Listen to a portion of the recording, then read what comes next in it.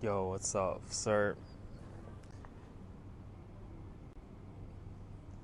what is up, gang? So, what I wanted to do is kind of just talk about the future and what the future of mentoring and what the future of learning looks like because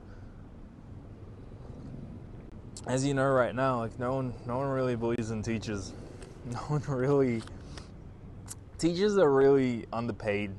They're really underappreciated and no one seems to know why. No one seems to really understand the entire system and really how quickly the system is changing because everything is moving so fast. And as you know, the world in 10 years' time isn't going to be the same as the world now.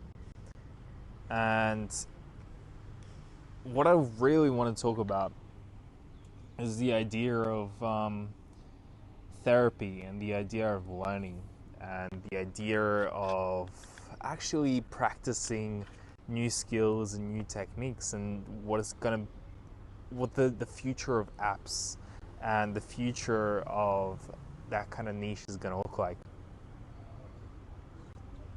So I remember a while back, if you know that hacker dude called Peter Levels, he actually tried implementing a similar kind of app called Therapy AI.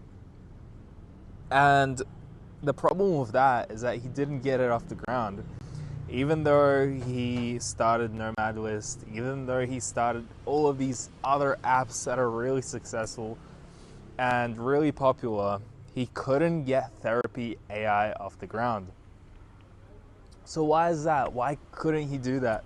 Why couldn't he start this niche? Why couldn't he really nail this niche? Knows what he this guy knows what he's doing, but he couldn't get into the therapy niche. Why is that? Thinking about it is that the way I think about it is that what therapy and what teaching, what therapy, what counseling, what psychology really entails is the human aspect. And without the human aspect, all you've got is information. And information is really free and kind of abundant now. Everyone can get information off Google, wherever they please, of their best friend, whatever, and doesn't really seem to be the limiting factor. Especially in therapy, especially in psychology, especially in counseling. People don't really need more information. It doesn't seem to be the limiting factor in all of these niches. And more information doesn't seem to work. It's all about how it's actually targeted at you. And without the right targeting, without the right framework to use, and without the right methods and ideologies, I don't want to say ideologies, but better word would probably be frameworks. Without the right frameworks to use to implement all of this knowledge and compress it down into human form and compress it down into speech and actually input it in the right way, in the right patterns into the human mind, it's much more complex than just giving out the best tips or the best resources or the best ideas on what to do. And really, that's the job of a master therapist.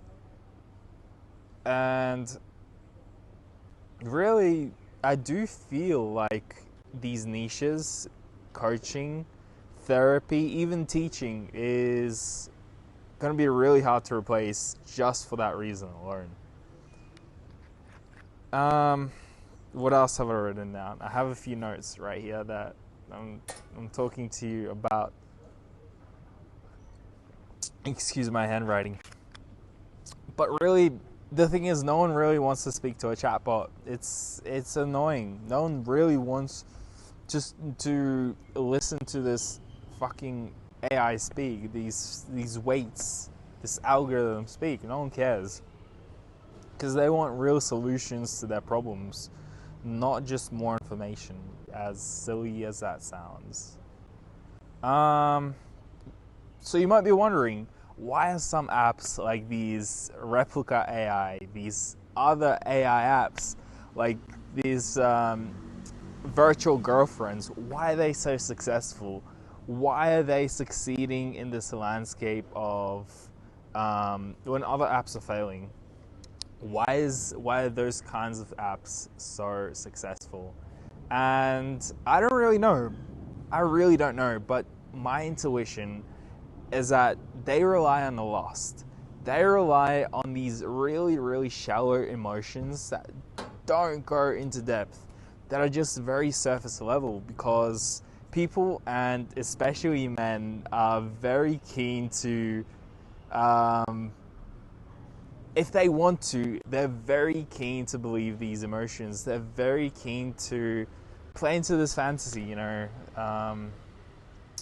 this lustful fantasy. And that's really why AI chatbots, these virtual girlfriends apps work. And that's kind of my intuition. I don't have a real clear idea of why they work yet. I really want to explore that in a future video. But right now, that's where my idea and where my intuition is going. And this kind of shallow level exploration is really not possible with therapy. It's not possible to heal. It's not possible to love with this shallow AI application, So I do feel like these very deep traumas that some people have, it's not going to be possible to actually heal them just with a chatbot alone. And also, it's a very unguided experience. If you're chatting with a chatbot, it's not the same as doing a cognitive behavioral session or talking with a therapist. It's a completely different experience where you're in control, because with those kinds of systems, you're always going to be in control. The thing about that is that when you're going to a therapist, when you're going to a counselor, you want that control out of your hands, because there's specialists.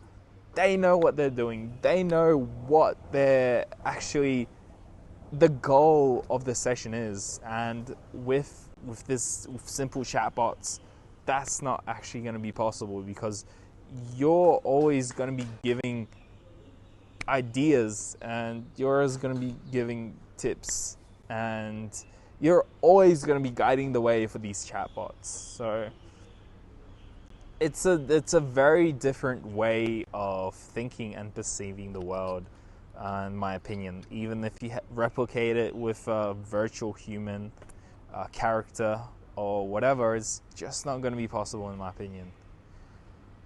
But what does the future look like? What does the future actually look like? And I recently talked to a guy that's girlfriend is actually doing these similar style of counseling sessions, and his idea is that these personalities, all of these micro influencers, micro celebrities, their personalities are just going to get cloned and replicated to kind of better serve the community.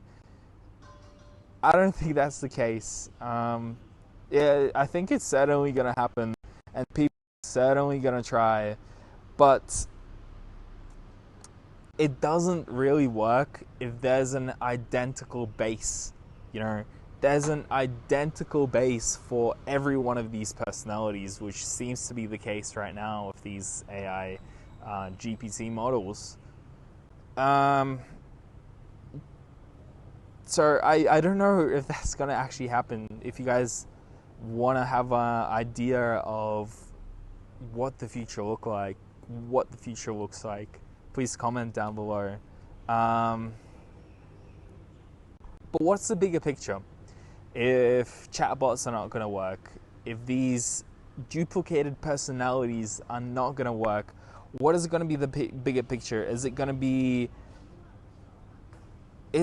hyper specific problem unpacking, which I wrote down, and yes, I do think it's going to be that, and that's the direction I'm going in.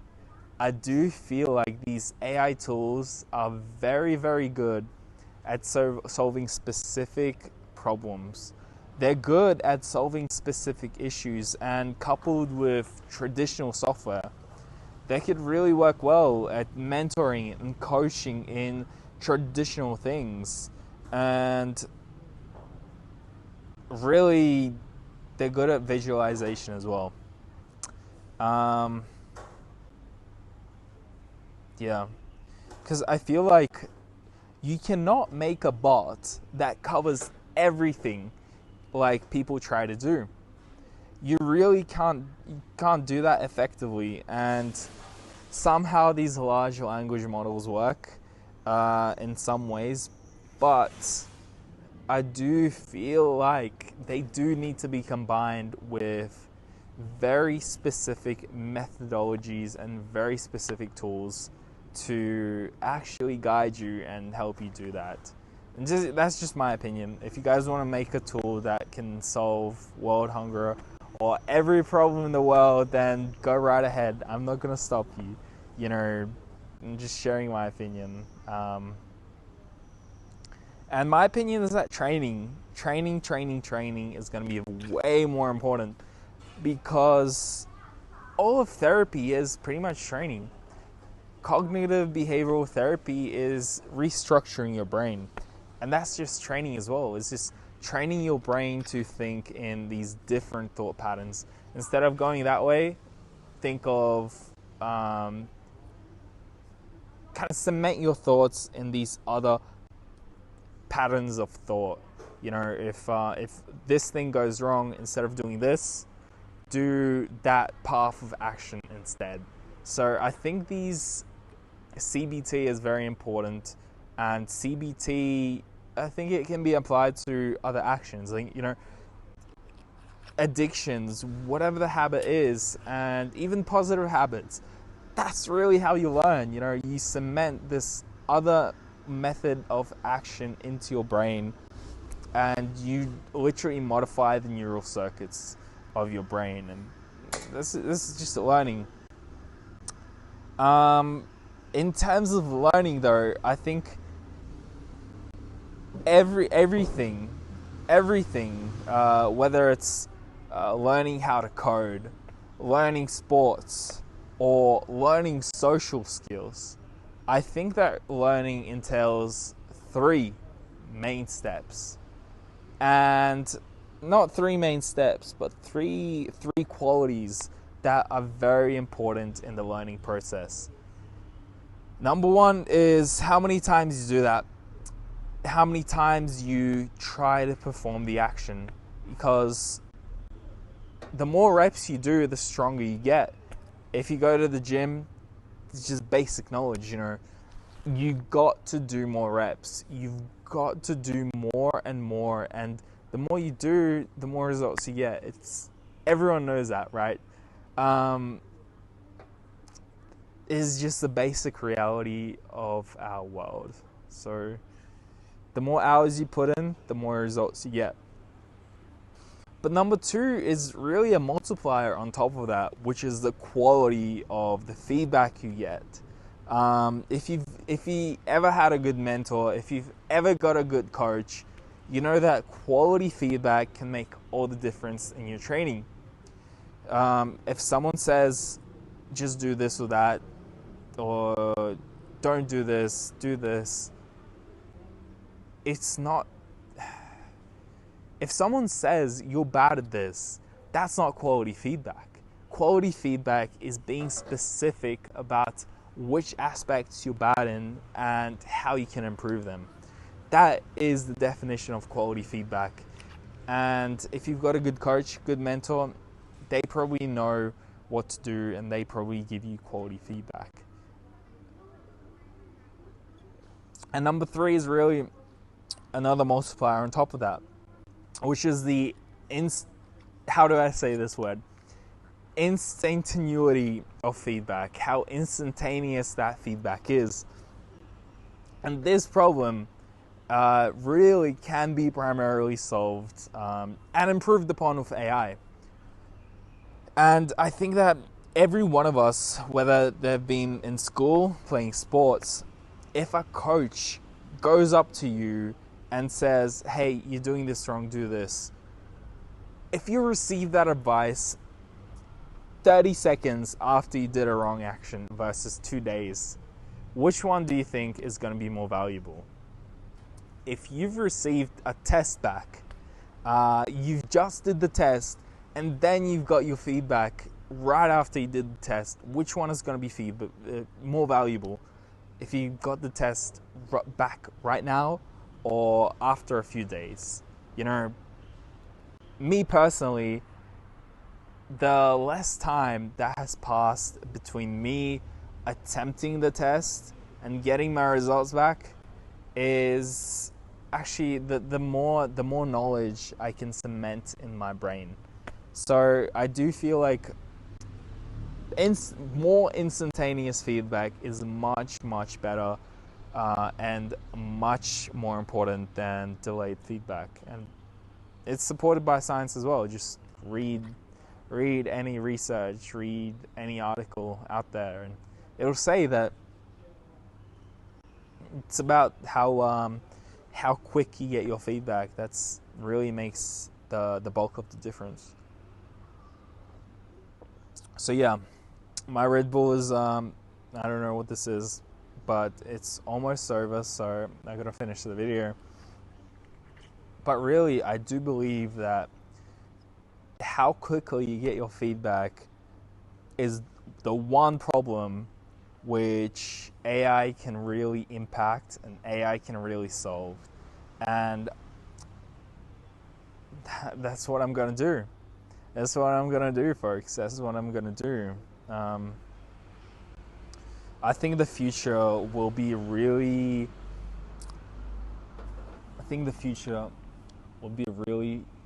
fast-paced. It'll be really high stakes, and it'll be really exciting. The flip side is that it'll be much more competitive as well, and it'll be much more high stakes. You simply will not be able to mess up in this wild future. And so that's why training is so important, because AIs hallucinate. AIs can make stuff up, and unless we have an improvement over these large language models, it's just not going to stop hallucinating. It's still going to make minuscule mistakes that really mess some situations up, and I feel like humans are very important in that process. So yeah,